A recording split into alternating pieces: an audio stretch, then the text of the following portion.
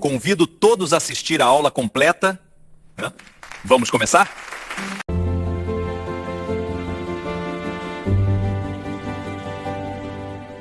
Vamos direto ao que interessa. O que, de fato, separa um bom psicólogo hospitalar de um profissional excelente?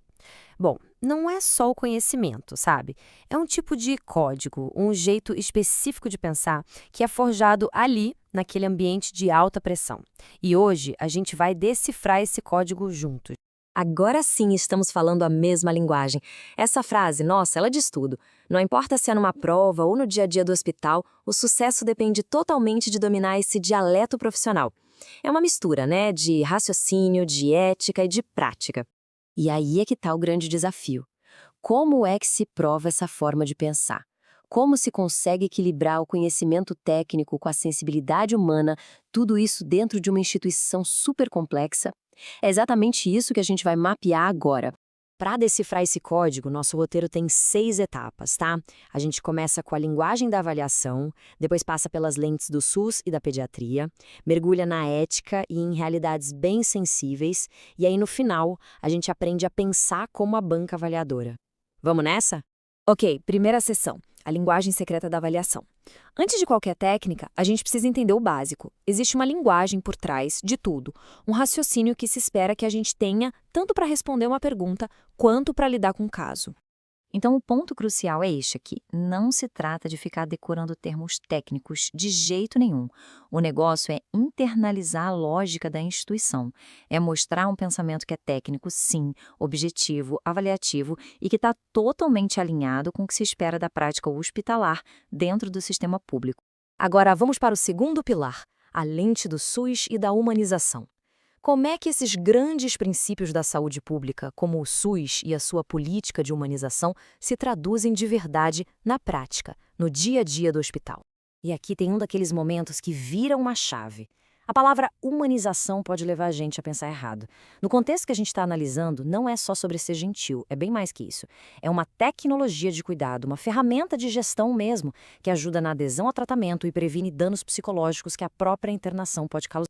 Dentro da humanização, aparece esse conceito que é central, a clínica ampliada. O que isso quer dizer na prática?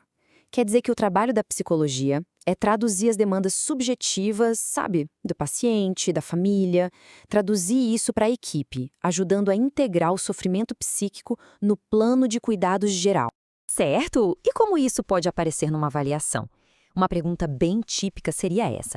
Como a clínica ampliada em um ambiente hospitalar se caracteriza? Dá uma pausa e pensa um pouquinho. E a resposta certa, ela foca na integração da subjetividade. A banca quer ver a capacidade de articular o cuidado psicológico com o cuidado biomédico. É mostrar que um amplia o outro, sabe? Eles não competem. É um raciocínio de integração. Agora, vamos pegar esse raciocínio integrado e aplicar num campo que é super delicado, a psicologia pediátrica. Aqui, os desafios da hospitalização ganham um contorno todo especial. Uma criança hospitalizada não vai interpretar doença como um adulto. Procedimentos podem ser vistos como uma punição e a resposta emocional pode ser muito intensa. O trabalho da psicologia aqui é ser uma espécie de tradutor, ajudando a criança a elaborar essa experiência e, claro, dando suporte para a família, que é parte essencial do cuidado. E uma ferramenta fundamental para isso é o brincar. Mas qual é a função clínica exata do brincar? Uma pergunta comum testaria exatamente essa compreensão. Olha que interessante esse ponto. A resposta correta enxerga o brincar não como um passatempo ou para distrair, mas como um instrumento clínico muito poderoso. É o jeito que a criança tem de expressar, de entender e de dar um novo significado para tudo aquilo que está acontecendo com ela. É, de fato, um processo terapêutico. A gente entra agora num território bem crítico, a ética. Num ambiente com tantos profissionais diferentes, a aplicação de princípios como sigilo, por exemplo, ganha uma nova camada de complexidade. Esse é outro ponto que exige uma mudança de mentalidade. O sigilo não some, claro que não, mas ele é relativizado por causa do cuidado. A lógica é a seguinte: o que a equipe precisa saber para oferecer o melhor tratamento possível? O foco é sempre o benefício clínico do paciente. Então, como é que se lida com esse dilema ético na prática?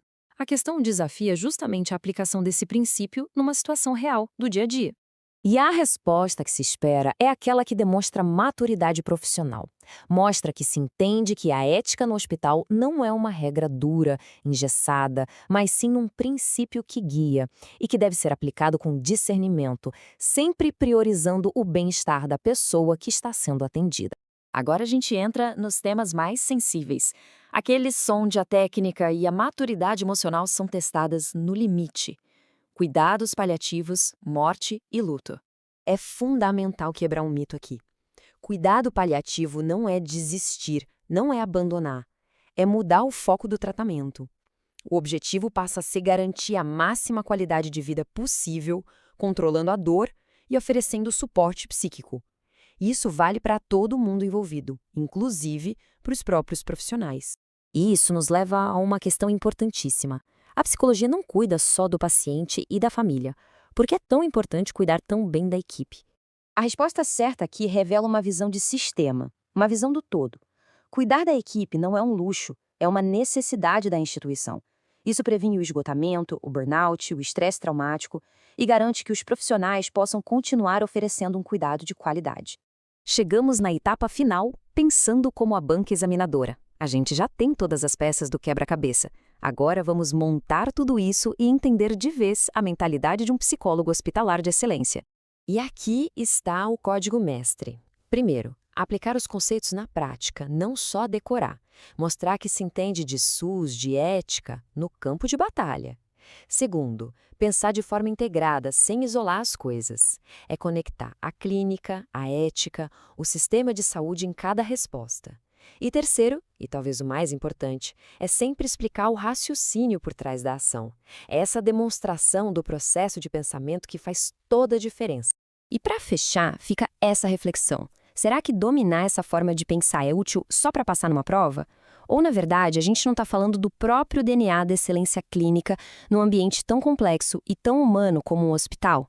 A resposta, eu acho, vai muito além de qualquer avaliação.